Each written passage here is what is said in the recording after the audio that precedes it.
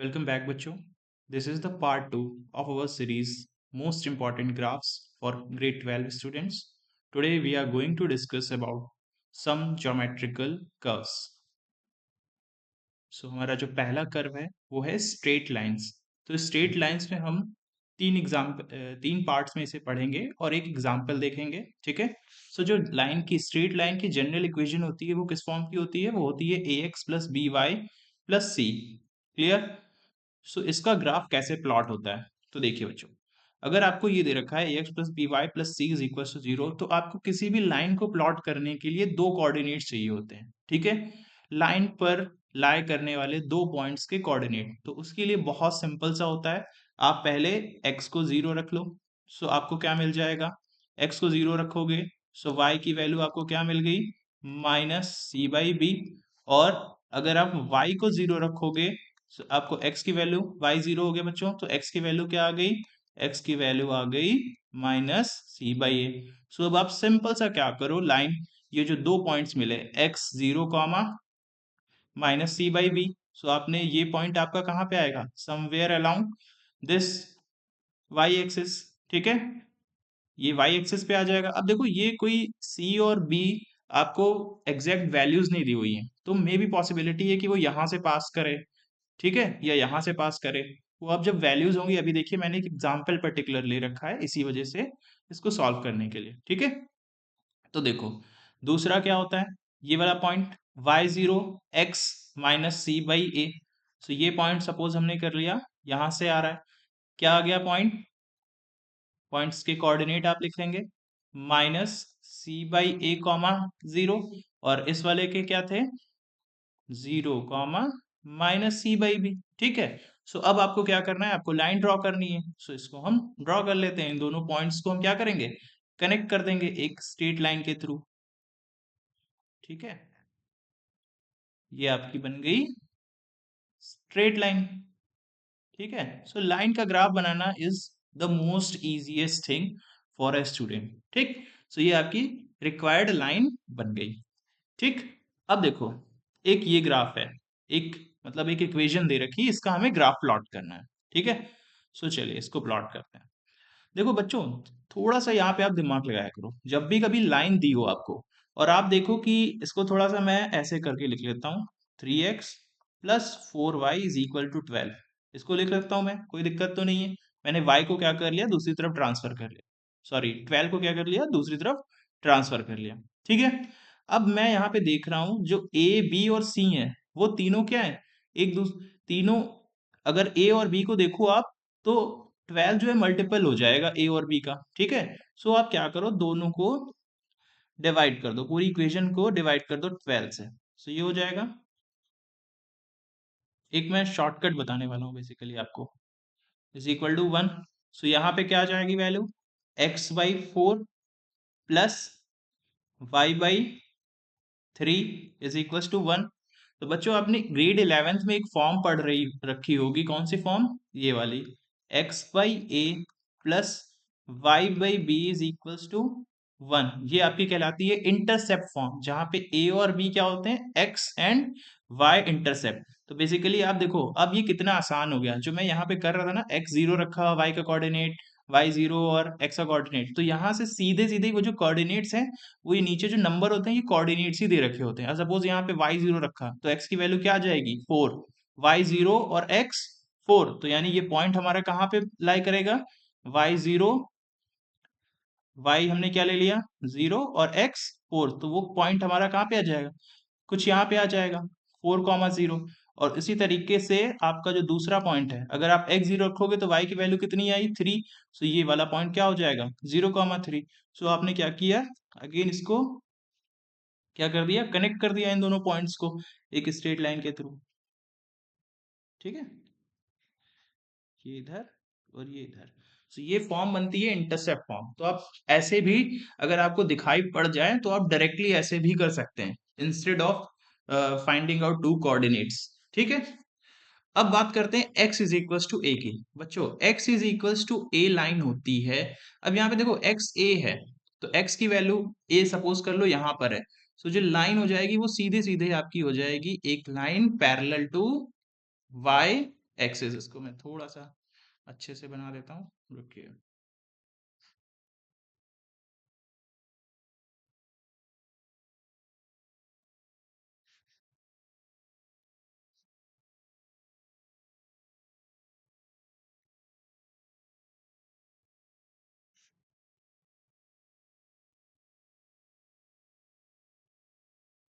ठीक है बच्चों, तो ये आपकी लाइन बन गई। x is equals to a से वो पास कर रही है and it is parallel to ये वाला जो पॉइंट होगा आपका, ये इंटरसेक्शन पॉइंट, ये आपका क्या हो जाएगा, ये वैल्यू देगा आपको x की। So it is a comma 0। So x is equals to a is any line parallel to y axis. अब बात करते हैं y is equals to b। तो ये भी बहुत सिंपल सा ग्राफ है, ठीक है। और ये आपकी जो लाइन है वो हो जाएगी कुछ इस तरीके से। ये लाइन है आपकी y is equals to b।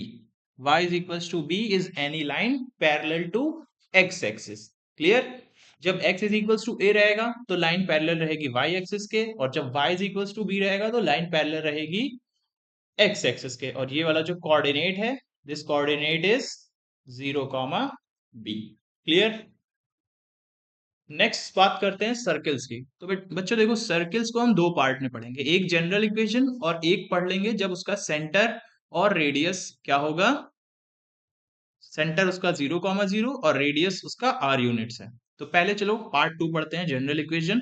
उसके बाद में देखो, कभी भी आपको अगर सर्किल की इक्वेशन कुछ इस तरीके से दे रखी है, सपोज कर लो आपको ये दे रखा है x² plus 2x plus y² minus 4x plus 12 is equal to 0।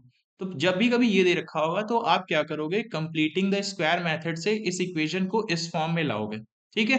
तो जो ए देगा आपको वो हो जाएगा एक्स कोऑर्डिनेट सेंटर का, और जो बी हो जाएगा वो वाई कोऑर्डिनेट हो जाएगा। तो आपको सेंटर पता चल जाएगा, और इक्वल टू के दूसरे साइड की क्वांटिटी आपको रेडियस बता देगी, ठीक है। सो सपोज कर लो आपका जो सेंटर है वो यहां पर है ए कॉमा बी। सो आपका जो सर्कल बनेगा वो कुछ इस तरीके का बन जाएगा। क्लियर है बच्चों, अभी बताते हैं हम इसको अच्छे से ड्रॉ करके, ठीक है। सो सर्कल आपका कुछ इस तरीके से बन जाएगा। ये जो इसकी क्वांटिटी यहां से लेकर ये वाली जो लाइन बन रही है ये आपको दे देगी, ये आपका रिप्रेजेंट करेगी रेडियस। तो this is how you will draw a circle, ठीक। अब बात करते हैं जो ये वाला अगर आपको दे रखी हुई equation x² plus y² is equal to r², तो यहाँ पे आपको कंप्लीटिंग द स्क्वायर मेथड लगाने की जरूरत नहीं है। इसको आप क्या लिख सकते हो, इसको आप ऐसे लिख सकते हो x माइनस 0 का स्क्वायर प्लस y माइनस 0 का square is equal to r²। तो अब आप देख रहे हो a की जगह पे 0 है, b की जगह पे 0 और r² लिखा हुआ है, तो रेडियस r हो गया और सेंटर 0 कॉमा 0 हो गया। सो इस केस में आप कैसे बनाओगे, जो आपका सर्किल है वो सर्किल कुछ आपका इस तरीके से बन जाएगा, ठीक है।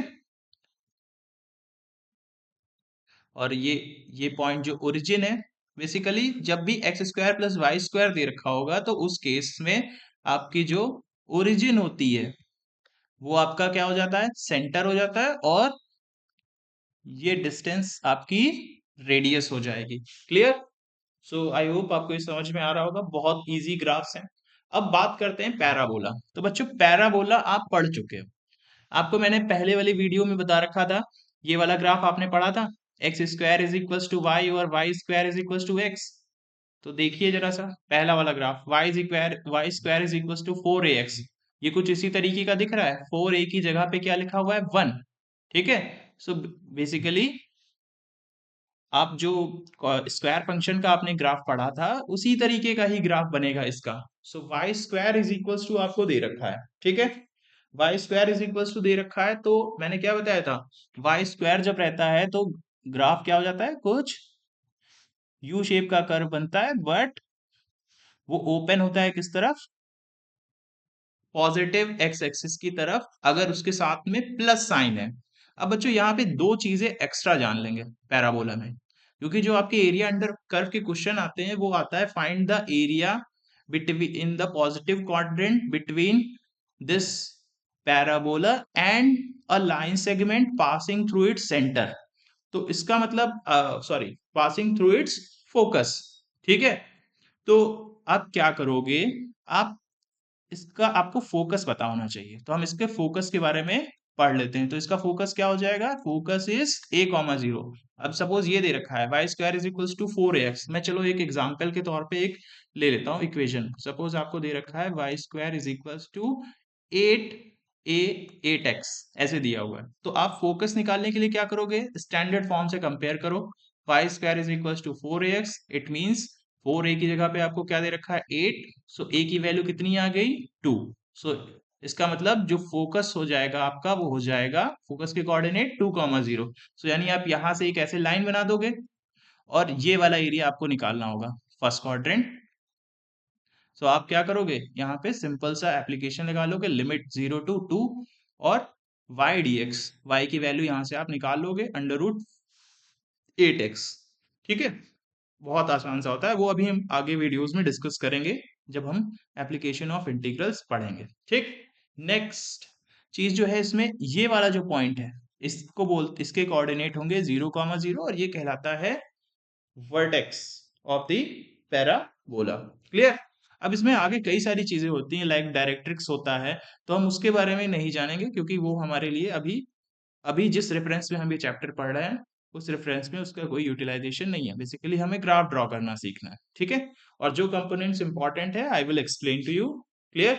Next graph is y square is equals to -4x। तो बच्चों देखो, जब भी -4ax दिया हो तो ये जो ग्राफ बना है, देखो बच्चों मैं आपको बता दूं, ग्राफ अगर दिया है किसी भी चीज का, suppose y is equals to f x दिया है, तो आपने ड्रॉ कर लिया। अब आपसे पूछ रहा है y is equals to -f(x) का ग्राफ बताओ, तो आप कुछ मत करो, उस ग्राफ की क्या ले लो, मिरर इमेज ले लो। अब ये y square is equals to -4ax दिया हुआ है, तो इसका ग्राफ का मिरर इमेज कैसी होगी, इस साइड में with respect to y axis देखेंगे, तो ये जो मिरर इमेज बनेगी वो कुछ इस तरीके से बनेगी। एक ये गया ग्राफ और फिर ये आ गया इधर नीचे। क्लियर। सो ये बन जाएगी इसकी इसकी ग्राफ, और इसका जो फोकस हो जाएगा उसके कोऑर्डिनेट्स क्या हो जाएंगे, -a,0। क्लियर, ये भी क्लियर हो गया होगा। और vertex will remain same, vertex क्या हो जाएगा 0,0। नेक्स्ट ग्राफ करते हैं हम, x square is equals to 4ay। अब मैंने आपको बताया था कि x square is equals to y का ग्राफ कैसा बनता है, यू शेप कर्व जो कि ऊपर की तरफ ओपन होता है।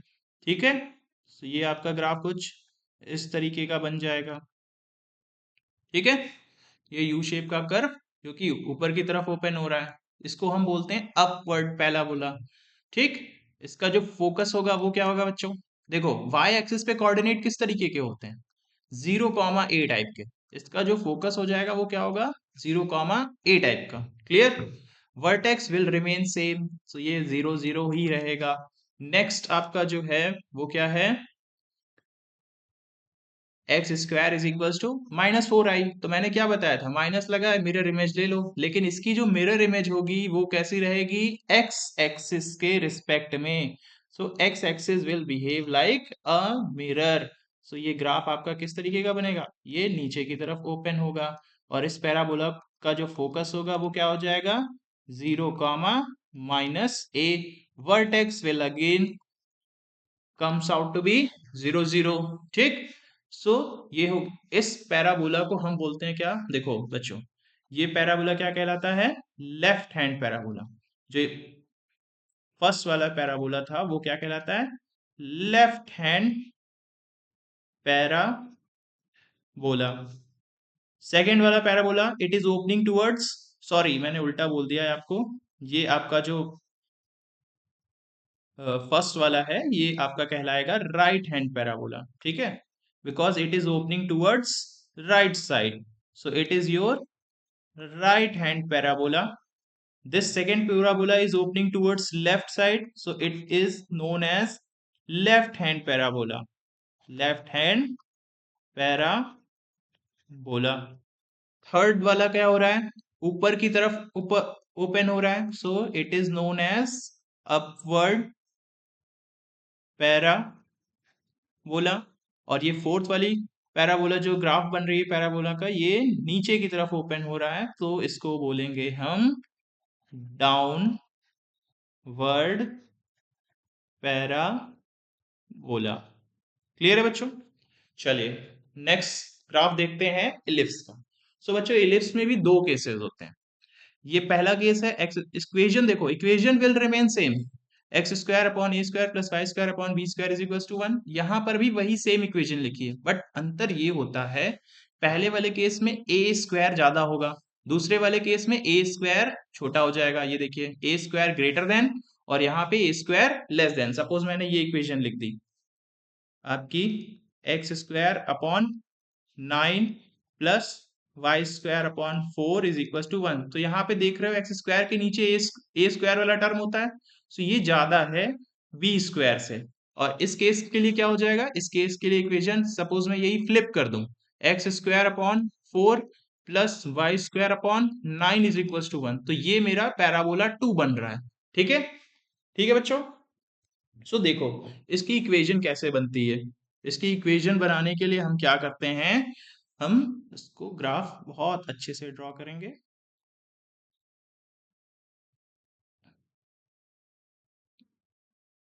देखो बच्चों, पैराबोला का जो कर्व होता है, वो आपने देखा मैंने कैसे बनाया, मैंने एक सर्किल लिया उसको प्रेस कर दिया। ठीक है, तो जब मैंने सर्किल को प्रेस किया तो वो एक साइड से थोड़ा सी इसकी विड्थ ज्यादा हो गई और दूसरे साइड से उसकी विड्थ कम हो गई। ठीक है, क्लियर है बच्चों? और इस वाले केस के लिए क्या होगा, सेकेंड वाले के लिए, सेकेंड वाले में देखो y के साथ वाला कंपोनेंट ज्यादा है, इट मींस वो स्ट्रेच किस तरफ हो जाएगा, y वाली जो लेंथ होगी वो होगी थोड़ी सी ज्यादा। क्लियर कर दी ज्यादा, और a वाली जो लेंथ है वो क्या हो जाएगी, वो हो जाएगी कम। सो देखो आपका ग्राफ बन गया। यहां भी क्या होगा, इसको आप थोड़ा सा कम कर दो। ठीक है, सो ये बन गया आपका इलिप्स का ग्राफ। केस वन, अगर ए ज्यादा है सो एक्स एक्सिस पे कंपोनेंट, एक्स एक्सिस वाली लेंथ ज्यादा रहेगी। इसको हम क्या बोलते हैं, इसको बोलते हैं मेजर एक्सिस। क्या बोलते हैं, मेजर एक्सिस। जिसकी लेंथ ज्यादा है वो मेजर एक्सिस है। क्लियर? चलो लॉक्ड हो गया, अब हम इस पे लिख सकते हैं। सो देखो बच्चों, अब इलिप्स में ये जो पॉइंट्स होते हैं केस वन में, ये क्या कहलाते हैं, वर्टेक्स। इसके कोऑर्डिनेट क्या होते हैं, इसके कोऑर्डिनेट होते हैं a कॉमा 0 और माइनस a कॉमा 0। क्लियर? ये वाली जो एक्सिस है इसको हम क्या बोलते हैं, मेजर एक्सिस, जिसकी लेंथ ज्यादा है। ठीक है, इसकी जो लेंथ है टोटल वो कितनी हो जाएगी, देखो ये तो ओरिजिन है 0 कॉमा 0, सो 0 से a लेंथ इधर, 0 से a लेंथ इधर, तो total length of major axis is 2a plus ये वाली जो एक्सिस है y एक्सिस, इसमें आपको देख रहे हैं ना ये कंप्रेस हुआ था y एक्सिस के अलोंग और एक्सपैंड कर गया था x एक्सिस के अलोंग, बिकॉज a वाला कंपोनेंट ज्यादा था। तो ये जो हो जाएगा, ये आपका क्या हो जाएगा, इसके कोऑर्डिनेट क्या हो जाएंगे, इसके कोऑर्डिनेट होंगे 0 कॉमा b और 0 कॉमा -b। पहली चीज क्लियर हुई। अब बात करते हैं इसके फोकस की। बेटा देखो पैराबोला में कितने फोकस होते हैं, एक, बट इलिप्स में दो फोकस होंगे। किसी को भी आप मान लो F1 और F2। सो F1 क्या हो जाएगा आपका, F1 होगा फोकस, देखो बेसिकली जब आप 11th में पढ़ रहे होंगे तो आपको एक नई क्वांटिटी बताई जाती है C। ठीक है, सी के टर्म्स में इसका फोकस होता है। लेकिन यहाँ पे हम क्या करेंगे, यहाँ पे हम डायरेक्टली, चूंकि हम एक्सप्लेन नहीं कर रहे हैं बहुत ज्यादा, हमें ग्राफ सीखने हैं, तो मैं इसके डायरेक्टली कोऑर्डिनेट्स बताता हूँ। ठीक है, सो इसका जो कोऑर्डिनेट हो जाएगा ए ई कॉमा 0 और minus a e comma 0, where e is eccentricity. ठीक है, और इसेंट्रिसिटी का फॉर्मूला क्या होता है, e is equals to c by a. इसको आप डिटेल में अगर आप पढ़ना चाहते हैं तो कोनिक सेक्शन चैप्टर आपको पढ़ना पड़ेगा। ठीक है, ये चीज क्लियर। अब बच्चों देखो, हमें जो पढ़ना है उसमें एक चैप्टर है एरिया अंडर कर्व। उसमें क्वेश्चन कैसे आते हैं? तो बेसिकली उसमें क्वेश्चन आता है कि find the area in the first quadrant between this ellipse and its latus rectum. तो ये लेटस रेक्टम क्या चीज होती है? Latus rectum is a straight line which passes through focus, ठीक है, and it is perpendicular to this major axis. Clear? तो ये आपको ध्यान रखना होगा कि अगर वहां पे आपको दिया नहीं होगा कि लेटेस्ट एटम की इक्वेशन क्या है, आप क्या करोगे, आप फोकस के कोऑर्डिनेट्स निकालोगे, ठीक है, वो ए ई कॉमा जीरो, और फिर आप ऑटोमेटिकली लाइन ड्रॉ कर लोगे। ठीक, इतनी चीज क्लियर। अब बात करते हैं सेकंड वाले की। ठीक, सेकंड वाला इलिप्स, ठीक है, सेकंड वाले में देखो बच्चों, सेकंड वाले में हमने क्या किया था, एक्स एक्सिस के अलोंग कंप्रेस और वाई एक्सिस के अलोंग एक्सपेंड कर दिया था। तो इसमें जो बड़ी वाली साइड है वो किस तरफ है? वाई एक्सिस की तरफ। तो इसकी जो मेजर एक्सिस हो जाएगी वो क्या हो जाएगी आपकी? वो हो जाएगी वाई एक्सिस। अब इसके वर्टेक्स के कोऑर्डिनेट क्या हो जाएंगे? Zero comma b. आपने एक बार सीख लिया है तो सब वैसे ही है, zero comma minus b. Similarly ये कोऑर्डिनेट्स होंगे zero comma, sorry, minus a comma zero, ठीक है, और ए कॉमा जीरो। फोकस इसका कहाँ पे आ जाएगा? यहाँ पे आ जाएगा। फोकस के कोऑर्डिनेट्स आपको कैसे निकालने हैं? वही सिंपल ए ई कॉमा जीरो से, ठीक है। तो यहाँ पर क्या होगा? जीरो कॉमा ए ई हो जाएगा, क्योंकि वाई एक्सिस पे एक्स कोऑर्डिनेट जीरो रहता है। फिर उसके बाद में दूसरा वाला जो हो जाएगा वो हो जाएगा जीरो कॉमा माइनस ए ई। ठीक, तो ये ग्राफ आई होप आपको समझ में आ गया होगा। नेक्स्ट ग्राफ जो है आपका वो है हाइपरबोला का, और इस सेशन का ये लास्ट ग्राफ रहेगा। ठीक है, तो बच्चों देखो, हाइपरबोला और इलिप्स की जो इक्वेशन है वो ऑलमोस्ट सिमिलर होती है, बट पहचानेंगे कैसे कि हाइपरबोला दिया है या इलिप्स की इक्वेशन। तो देखो, पहली इक्वेशन क्या लिखी हुई है, अब मैं यहीं पे साइड बाय साइड आपको लिख के दिखा देता हूं ताकि आप डिफरेंशिएट कर पाओ कि आपकी जो इलिप्स की इक्वेशन है और हाइपरबोला की वो क्या है। देखो, इलिप्स की इक्वेशन क्या होती थी? X square upon a square plus y square upon b square is equal to one. और यहाँ पे हाइपरबोला की इक्वेशन क्या है? X square by a square minus y square by b square is equal to one. तो बीच में जो साइन लगा हुआ है वो क्या होता है? वो चेंज हो जाता है। हाइपरबोला में माइनस का साइन होता है, जबकि इलिप्स में प्लस का साइन होता है। आप सेकंड वाला केस देखोगे वहां पर भी माइनस का साइन है। ठीक है, सो इससे हम आइडेंटिफाई करेंगे कि ये हाइपरबोला दिया हुआ है। अब हाइपरबोला का जो ग्राफ होता है वो कुछ इस तरीके का बनता है। देखिए, ये ग्राफ कुछ ओपन होगा बाहर की तरफ, ठीक है, और ये वाला ग्राफ ऐसे जाएगा। आपने भगवान शंकर का डमरू देखा है? ये कुछ उसी तरीके का आउटर वाला शेप जो होता है ये उसी तरीके से बनता है। जबकि जब ये वाला सेकंड वाला ग्राफ रहेगा, इसमें आप देख रहे हो, देखो यहां पर पहले वाले में y नेगेटिव था तो ग्राफ कुछ ऐसे बना, ठीक है। जब x नेगेटिव रहेगा तो ग्राफ कुछ इस तरीके से बनेगा, ठीक है।